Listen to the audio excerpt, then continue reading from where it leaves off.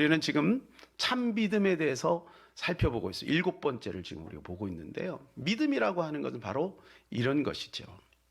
하나님은 영이시기 때문에 우리 눈에 보이지 않지만 그 하나님을 우리가 누릴 수 있는 놀라운 도구가 있다면 그것이 바로 믿음이라는 것입니다.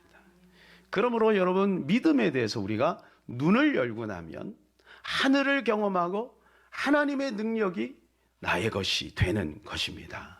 무엇보다도 오늘은 그 믿음에 있어서 무엇을 믿어야 되느냐 하면 내가 하나님의 자녀라는 것을 우리가 믿어야 된다는 것입니다. 오늘 15절 말씀을 같이 읽겠습니다. 너희는 다시 무서워하는 종의 영을 받지 아니하고 양자의 영을 받았으므로 우리가 아빠 아버지라 부르짖느니라. 하나님을 누구라고 하냐 하면 아빠 아버지라고 한다는 거예요. 여러분, 아빠라고 하는 것이 얼마나 친근감이 있어요? 아버지, 아빠라고 부를 수 있는 자격이 우리에게 주어졌다는 거예요. 하나님 아빠, 하나님 아버지, 이렇게 우리가 부를 수 있다는 거예요. 그런데 여기 양자의 영이, 양자의 영, 이건 무슨 말이냐면 자격이 없는데 주어졌다는 거예요. 워낙 양자는 자격이 없는 사람이잖아요. 그런데 내 아들로 받아준 거예요.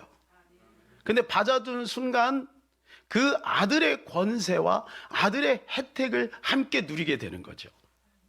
바로 이것이 양자의 기쁨이요, 혜택이요, 영광인 것입니다. 사랑하는 여러분, 우리도 예수 그리스도로 말미암아 하나님의 자녀가 된 것을 믿으시기를 축복합니다. 어떻게 해서 우리가 자녀가 되느냐? 요한복음 1장 12절에 이렇게 말씀해 주고 있습니다.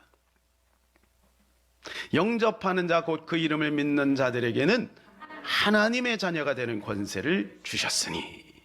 누구의 자녀요? 하나님의 자녀가 되는 권세를 우리에게 베풀어 주셨다는 거예요. 내가 하나님의 자녀인 것이 근거가 어디에 있습니까? 저는 무엇보다도 우리가 여기에 있는 것이 근거라고 저는 믿습니다. 뭐 신학적으로 뭐 이렇게 여러 가지 이야기할 수 있겠지만 뭐 그거는 차치하고라도 무엇보다도 우리가 여기에 있는 사실이 하나님의 자녀라고 하는 근거라는 것이죠. 믿음의 수준은 약간씩 다르지만 자녀도 수준이 다 다르듯이, 그렇죠? 그러니까 우리가 하나님의 자녀라는 사실인 거예요. 요한복음 1장 11절을 읽어볼까요? 자기 땅에 오매 자기 백성이 영접하지 아니하였으나, 이 영접하지 아니하였다는 것은 무슨 말이냐면 언어를 보면 거부했다는 거부. 여기서 우리 예수님을 거부하시는 분이 없어요. 예수님을 거부하시는 분들은 이 자리에 이미 없어요. 거부한 거예요. 그런데 영접하는 자, 이 영접이 바로 뭐냐 하면 람바노예요. 받아들인다는 거예요. 예수님을 환영한다는 거죠. 예수님을 내 마음에 받아들인다는 거예요. 그래서 우리가 하나님의 자녀가 된 거예요. 구체적으로 성경은 이렇게 말씀해 주고 있어요. 로마서 10장 9절입니다. 내가 만일 내 입으로 예수를 주로 시인하며 또 하나님께서 그를 죽은 자 가운데서 살리신 것을 내 마음에 믿으면 구원을 받으리라. 입으로 시인하는 거죠. 여러분, 입으로 많이 시인하시기를 축복합니다. 그리고 중요한 것이 이제 마음으로 믿는 거. 이거 마음은 다 몰라요. 그러나 여러분, 그녀를 만났을 때 처음부터 화끈하게 사랑했나요? 아니잖아요. 시간이 가면서 조금씩 마음이 열리고 좋은 모습도 보이고 이제 그러면서 사랑하게 된 거잖아요. 그러므로 여러분, 이 시간에 내가 주님을 사랑하는 열정이 남다르지 않아도 이미 우리 가운데 주님을 믿고 있다라고 하는 것을 우리 마음에 인정하고 그 예수 그리스도를 우리가 받아들이면 우리는 누구든지 구원을 받을 수 있다는 것입니다. 이 자각한다는 것은 무슨 의미냐 하면 그 혜택을 누리고 있다는 것이죠. 마치 이런 겁니다. 어떤 여행자가 이제 대서양을 이제 건너야 되는 거예요. 그래서 배를 탔는데 자기는 이 식권을 계산하지 않았어요. 그래서 한참을 가는데 남들은 다 식사하러 가는 거예요. 그 사람들이 선생님 식사로 갑시다. 그래서 자기는 이 식권 계산을 안 한 거죠. 그럼 한 3일 정도 굶었는데 도저히 배가 고파서 안 되겠는 거예요. 그래서 기관장을 찾아가 갖고 양해를 준 거예요. 제가요 내려가지고 어떻게 좀 결제를 이렇게 처리를 할 테니까 밥 한 끼만 좀 먹도록 좀 해달라고. 그래서 그분이 티켓을 한번 보자고. 그리고 선생님 여기에 식권까지 다 포함이 된 가격인데요. 괜히 굶었지. 몰라서. 여러분, 우리가 하나님의 자녀라는 사실을 알고 나면 하나님의 자녀로서의 그 권세를 우리는 누릴 수 있는데 그걸 모르니까 예수를 믿을 때 이미 우리는 하나님의 자녀된 신분 권세가 우리 가운데 있는 거예요. 그러니까 그것을 누리기만 하면 되는데 그것을 누리지 못하는 건 그것을 온전히 자각하지 못하기 때문에 그런 거예요. 그러니 이제 영적 사춘기 기간을 빨리 종결하고 빨리 종식하고 예수 그리스도가 나의 구주, 나의 하나님이며 하나님이 우리 아버지됨을 온전히 믿고 받아들이시는 저와 여러분 되시기를 바랍니다. 그래서 우리가 성경을 읽어야 돼요. 왜냐하면 근거가 성경이니까. 성경이 없으면 우리가 어떻게 하나님을 믿겠습니까? 성경은 이미 검증이 끝났어요. 수천 년에 걸쳐서 회의하고 연구하고 그래서 이미 검증이 끝나버려서 그러니까 우리가 이 성경을 읽어야만 우리가 하나님의 자녀인 것을 알게 되는 것입니다. 지금 우리가 성경 읽는 것은 하나님과의 친밀감 때문에 읽는 것이지 내가 하나님의 자녀인가 아닌가 이걸 확인하고 읽는 사람은 없는 거죠. 자, 그런데 오늘 말씀에 보게 되니까 또 더군다나 우리가 성령께서 우리가 하나님의 자녀인 것을 증명해 주신대요. 16절입니다. 16절. 성령이 친히 우리의 영과 더불어 우리가 하나님의 자녀인 것을 증언하시나니. 성령이 친히 증언하신다는 거. 할렐루야. 여러분, 성령이 우리 가운데 증언하신다는 것이 무엇일까요? 간섭한다는 거예요. 옛날에는 조금 죄를 짓고 하얀 거짓말 조금 하고 실수하고 그래도 마음에 양심에 꺼리낌이 없어. 뭐 남들 다 그렇게 사는 거 뭐 나도 그렇게 사는 거지 뭐 그랬는데 이제 예수 믿고 나면은 달라요. 부모님한테 한 번에 이렇게 대들고 나서도 마음에 찔림이 있고 그래서 회개하게 되고 친구한테 무슨 말 한마디 탁 던지고 나서 그게 마음에 아픈 거예요. 주님이 간섭하신다는 거죠. 이게 바로 뭐냐 하면 성령님이 우리 가운데서 증언하신 거예요. 너는 하나님의 자녀다 이렇게 말씀하시면 너무 좋겠지만 성령님이 우리 가운데 증언하시는 것이 바로 그러한 것입니다. 끊임없이 우리 안에서 양심에 주님이 두들기시고 말씀이 기억나게 하시고 그리고 말씀을 따라가게 하시는 것, 이것이 바로 성령이 우리 안에서 증언하시는 거예요. 그 다음에 이제 자녀의 우리는 특권을 누리게 되는 것이, 첫 번째는 자녀의 정체성을 갖는 것이고 두 번째는 자녀의 특권을 갖는 것입니다. 자, 17절을 한번 같이 읽을까요? 자녀이면 또한 상속자 곧 하나님의 상속자여 그리스도와 함께한 상속자니 우리가 그와 함께 영광을 받기 위하여 고난도 함께 받아야 할 것이니라. 여기 보면 상속자라는 말은 유산 상속을 뜻합니다. 하나님이 주시는 유산 상속.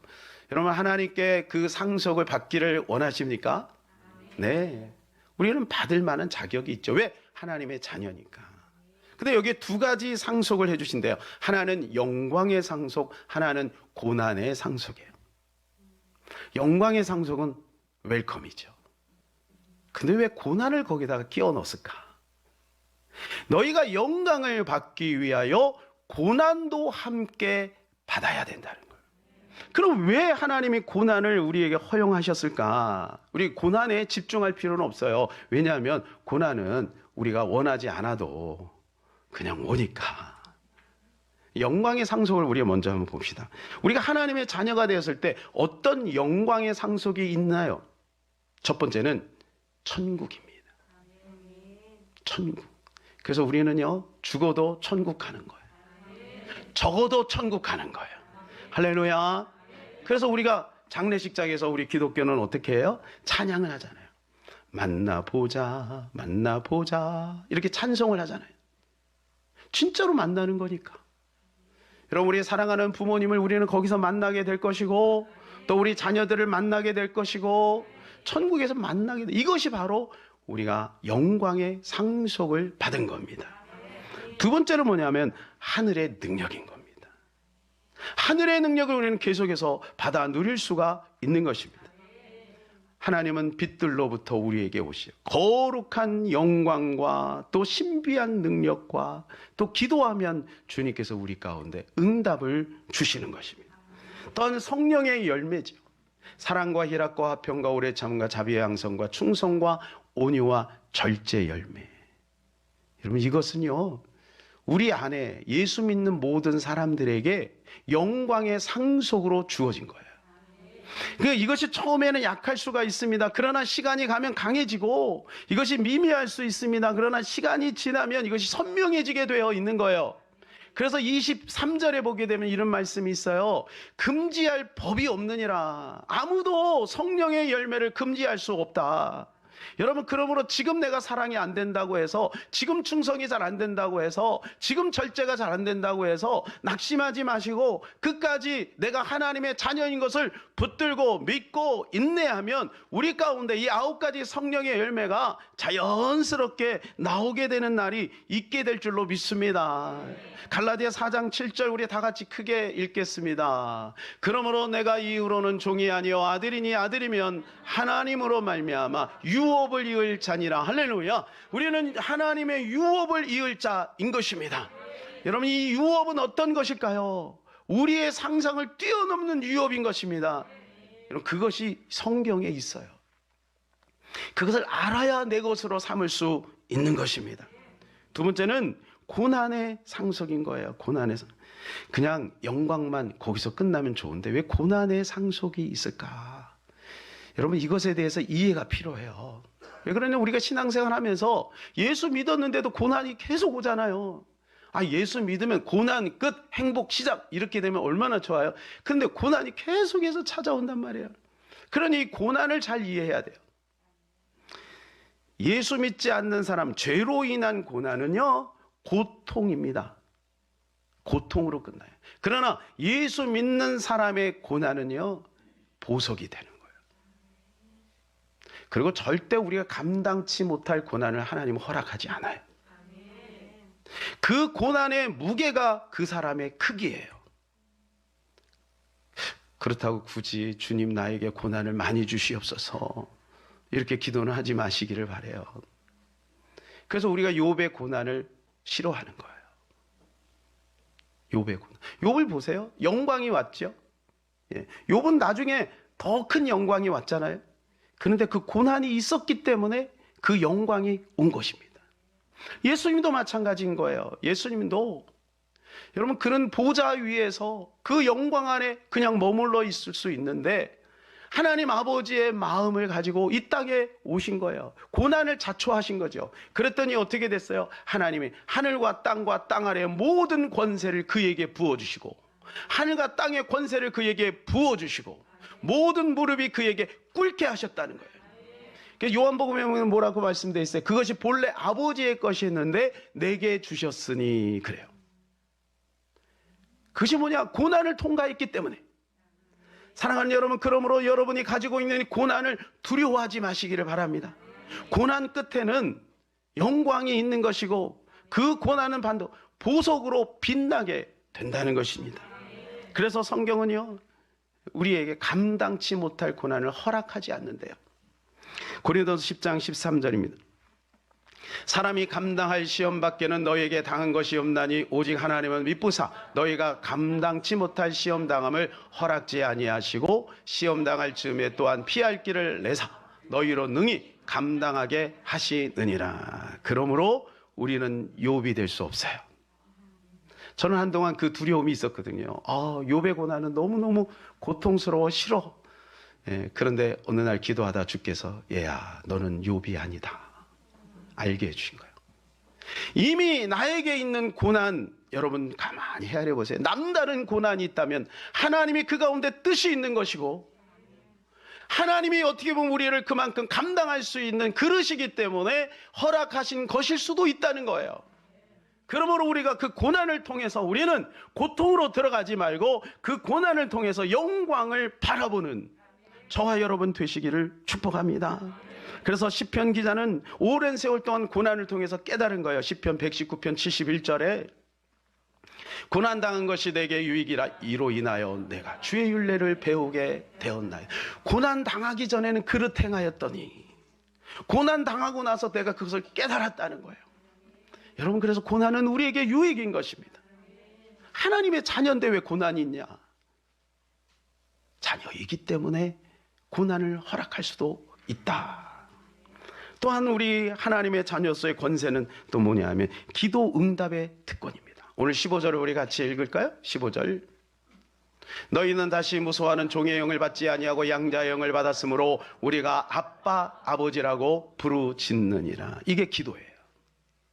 그런데요, 그냥 아빠 아버지라고 이야기한다라고 표현하지 않고 왜 부르짖는다고 표현해요? 여러분, 혹시 여러분의 아버지를 부를 때 아빠 이렇게 부르는 사람 있어요? 전화를 해갖고 아빠 이렇게 부르는 사람 없죠. 우리 그냥 아빠, 아버지 이렇게 얘기하죠.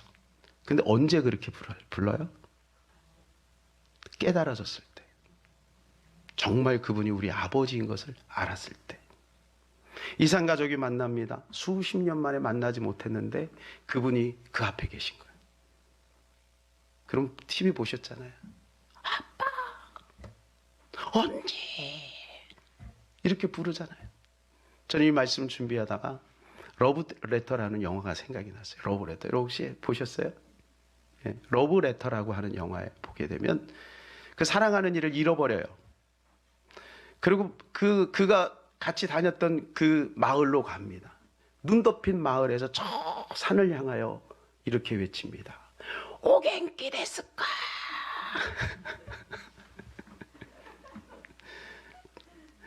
얼마나 그 이름을 부르고 싶으면 늘 마음에 있는 거예요. 여러분, 우리가 기도하는 게요, 그냥 되는 거 아니에요.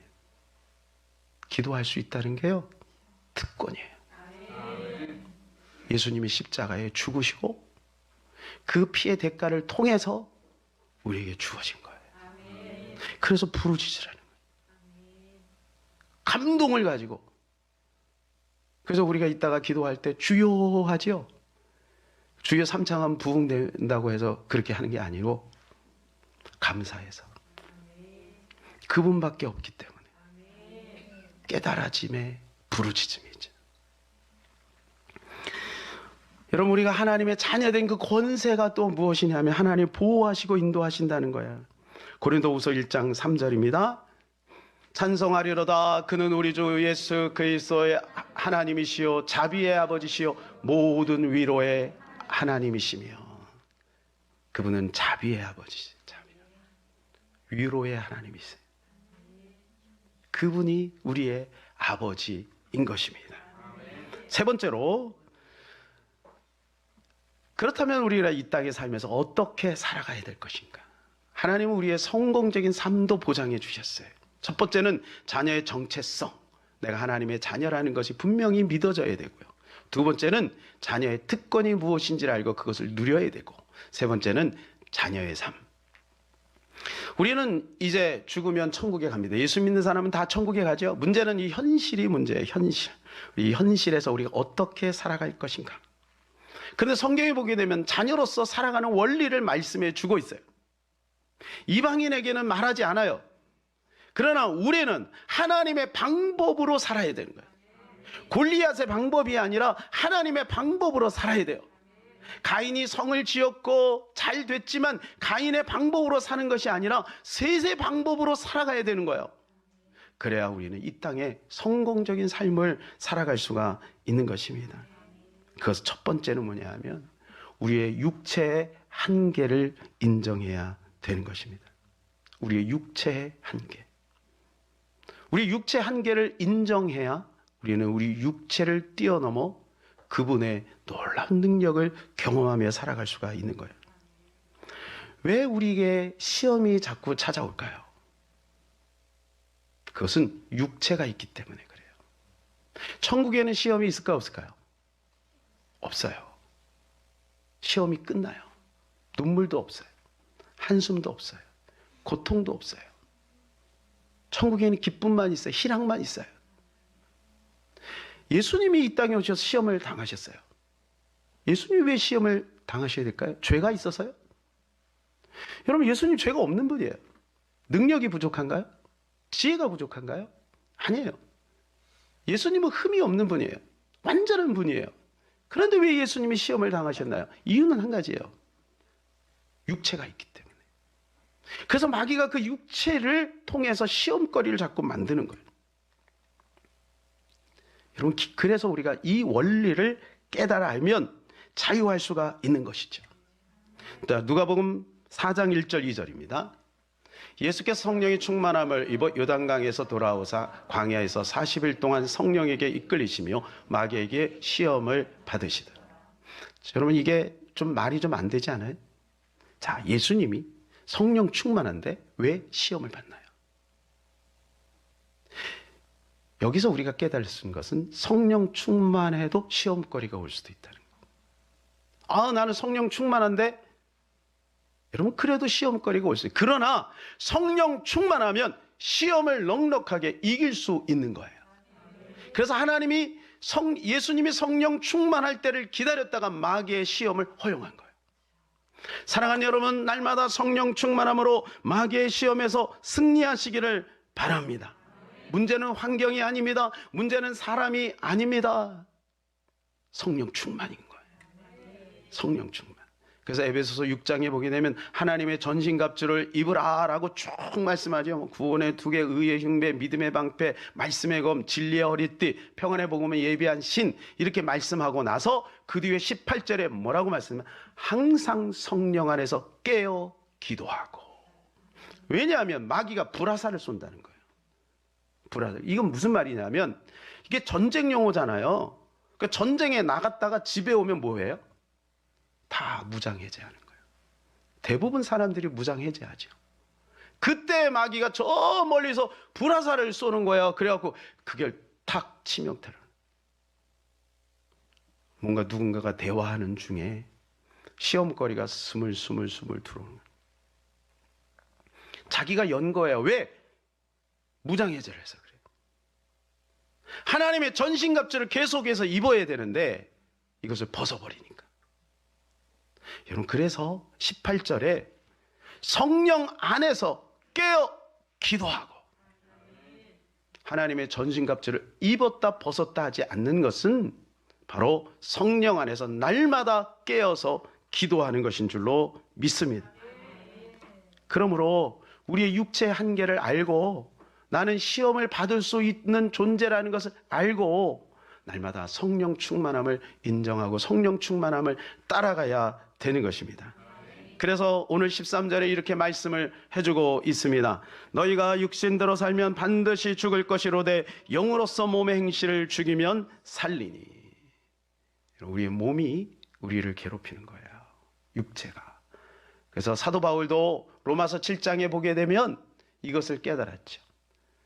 마음으로는 하나님의 법을, 육신으로는 죄의 법을 섬긴다. 그래서 여러분, 육신의 한계를 스스로 인정하시기를 바라고, 내 스스로 나를 이길 수 없으니 내가 하나님을 의지하고 성령님을 의지해서 이것을 내가 잘 극복해 나갈 수 있는 저와 여러분 되시기를 바랍니다. 그 다음 뭐냐면 영의 인도를 받아야 되는 거예요. 영의 인도. 14절입니다. 물론 하나님의 영의 인도함을 받은 사람은 곧 하나님의 아들이에요. 누가 하나님의 아들이라고요? 영의 인도를 받는 거예요. 그러니까 지금 내가 하나님의 아들로 살아갈 수 있는 건 하나님의 영의 인도를 계속해서 받아가는 거예요. 이게 조금 우리 청년들이나 다음 세대들에게는 조금 어려울 수 있어요.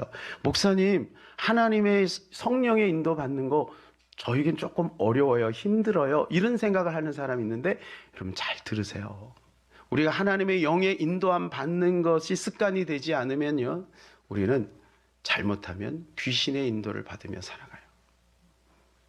귀신은 우리 육신의 본능을 자극해서 우리가 원하는 쪽으로 가요. 그렇게 되면 끊임없이 우리를 자극해서 넘어뜨리려고 합니다. 우리 스스로가 하나님의 영의 인도를 받아야 우리는 승리할 수 있는 존재인 것입니다. 왜냐하면 하나님의 자녀이기 때문에, 하나님으로부터 오는 것으로 우리가 이 땅에서 살아갈 수 있는 것입니다.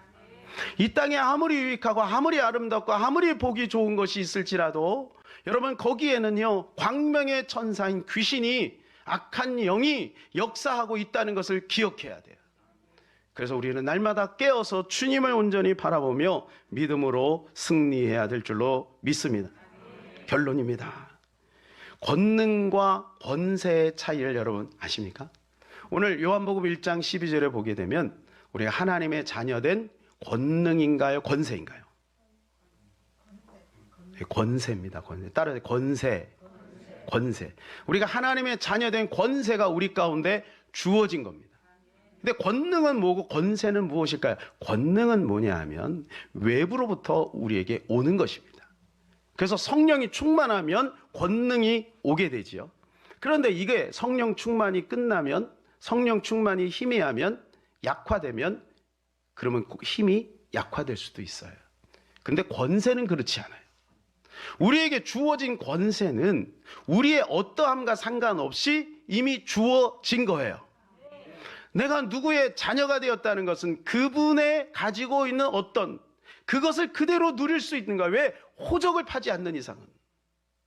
우리가 하나님의 자녀가 되기 때문에 하나님의 자녀의 권세가 있는 거예요. 마치 이런 거지요. 빼빼한 경찰관인데 5톤 트럭을 세울 수 있는 권세가 있어요. 국가로부터, 나라부터 부여진 권세가 있는 거예요. 마찬가지로 그 권세가 우리 가운데 예수 그리스도로 말미암아 주어진 것입니다. 이제는 있는 거니까 활용하면 되지 않겠어요? 예수의 이름으로 마귀를 묶고, 예수의 이름으로 모든 어려움을 대적하고, 예수 그리스도 이름으로 명령하고 선포하고, 예수님의 이름으로 기도하면 하나님의 자녀된 권세와 능력을 우리가 날마다 누리며 승리하며 살아가게 될 줄로 믿습니다.